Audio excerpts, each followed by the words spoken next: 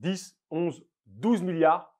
J'ai enquêté pendant 6 mois sur le financement public des établissements privés sous contrat, les écoles, les collèges et les lycées. Je présente mon rapport ce mardi 2 avril. Alors, j'ai vu tout le monde avec mon co-rapporteur Christopher Weisberg, député des Français de l'étranger, député Renaissance. Nous avons rencontré une soixantaine d'acteurs, plus de 40 auditions, 2 déplacements de terrain, un dans l'académie de Rennes, un dans l'académie d'Aix-Marseille.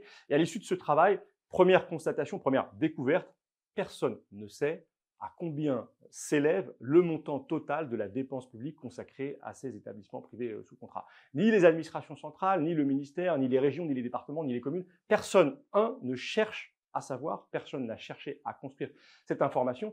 Et puis, il y a manifestement des phénomènes de sous-estimation de cette dépense liés, par exemple, à des dispositifs de niche fiscale qui ne sont pas comptabilisés. Deuxième révélation de ce rapport, ce système de financement public, il est hors de contrôle. Il n'y a pas de contrôle, il n'y a quasiment pas de contrôle. Il y a des contrôles pédagogiques qui doivent être précis, mais les contrôles financiers de ces établissements privés sont presque inexistants, puisque au rythme actuel, il faudrait 1500 ans pour tous les contrôler. Alors évidemment, cette situation, elle n'est pas acceptable. Il faut davantage de contrôle, il faut de la transparence dans ce système, parce que tel qu'il est aujourd'hui construit, nous l'avons constaté, nous l'assumons dans ce rapport, il y a manifestement des mécanismes de fraude et de détournement de fonds publics qui sont rendus possibles par ce système très opaque, ce système qui échappe à tout contrôle. Troisième découverte, et celle-là, elle est choquante, elle est révoltante, il y a manifestement un traitement inégal, discriminatoire de certains établissements privés sous contrat.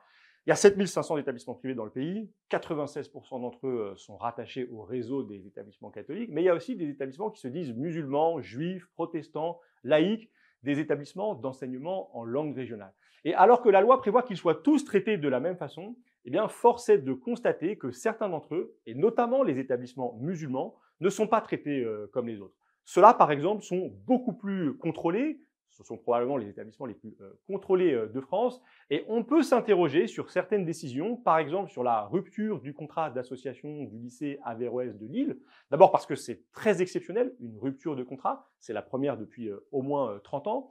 Mais aussi parce que si on compare les griefs qui ont été faits au lycée musulman Averroès de Lille à ceux que l'inspection générale a relevés dans un rapport, cette fois concernant le collège Stanislas, vous savez, ce collège catholique dans les plus beaux quartiers de Paris, eh bien, on peut s'étonner sur le fait de constater que le contrat du lycée Averroès a été rompu quand le contrat du collège Stanislas, manifestement, est maintenu. Quatrième constatation, ce modèle de financement public des établissements privés sous contrat, eh bien, il subventionne un mécanisme de ségrégation socio-scolaire qui est aujourd'hui extrêmement affirmé.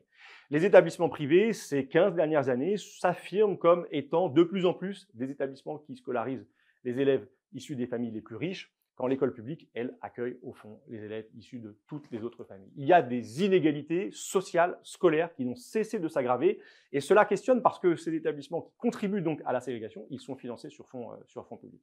Donc, je fais des propositions, notamment visant à introduire un système de malus financier pour pénaliser les établissements qui participent le plus à la ségrégation et réintroduire de la justice, de l'égalité de traitement dans ce système.